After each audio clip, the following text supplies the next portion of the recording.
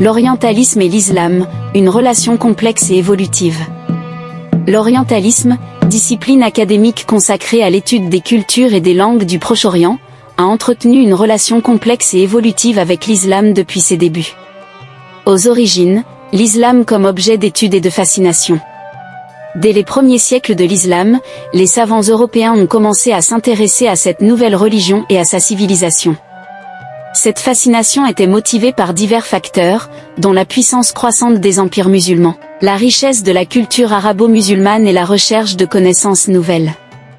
Les premiers orientalistes étaient souvent des érudits religieux qui étudiaient l'islam afin de mieux comprendre le Coran et de réfuter ses doctrines.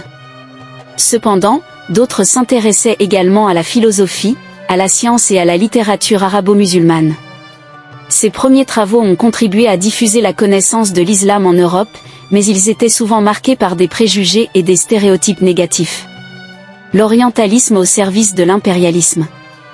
À partir du XVIIIe siècle, l'orientalisme devient de plus en plus étroitement lié aux ambitions impériales européennes. Les savants orientalistes étaient souvent employés par les gouvernements coloniaux pour étudier les sociétés musulmanes et conseiller leurs dirigeants. Ce savoir était utilisé pour faciliter la domination coloniale, en permettant aux puissances européennes de mieux comprendre et contrôler les populations sous leur domination. Cette période a vu la publication de nombreux ouvrages orientalistes qui présentaient l'islam comme une religion statique, décadente et incompatible avec les valeurs occidentales. Ces écrits ont contribué à alimenter l'islamophobie en Europe et ont justifié les politiques coloniales visant à civiliser les musulmans. Critique postcoloniale et nouvelles approches.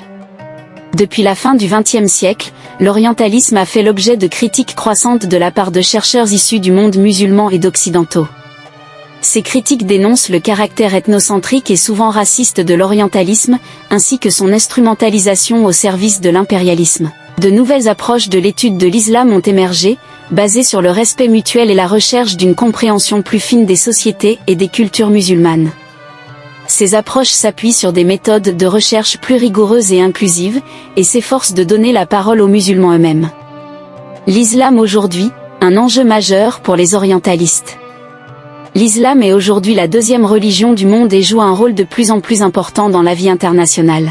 Les orientalistes ont un rôle crucial à jouer pour aider à mieux comprendre cette religion et ses multiples expressions. En s'efforçant de produire des recherches objectives et rigoureuses, et en promouvant le dialogue interculturel, les orientalistes peuvent contribuer à dissiper les préjugés et à construire des ponts entre les mondes musulmans et occidental. Conclusion. La relation entre l'orientalisme et l'islam a été marquée par des moments de collaboration et de confrontation.